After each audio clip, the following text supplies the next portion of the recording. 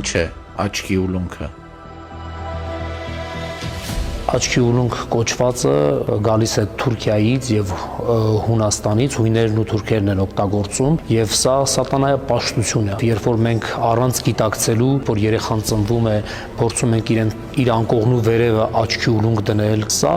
մեծագույն մեղք է, որովհետեւ մեր երեխաները երբ որ ծնվում են, մենք պետք է գիտակցենք, որ երեխաներին վրա պետք է լինի Աստծո աչքի պահպանությունը, եւ այդ Աստծո աչքի պահպանությունը գալիս է Մկրտության Սուրբ Խորհրդի միջոցով եւ Խաչի խորհրդի միջոցով։ Այդ իմաստով մենք իբրև հոգեվորական մեր խրատն է, մեր մոտեցումն է, որ մեր ժողովուրդը զերծ մնա այս սատանայապաշտությունից։ Մեզ հաճախ կարող է թվալ, որ մի թեթև հարց է, մի թեթև իրողություն է, ինչու ենք այսպես ծանրացնում։ Մենք չենք ծանրացնում այս խնդիրը, որովհետև ինքը իրականում ծանր է։ Մեզ թվում է, որ սա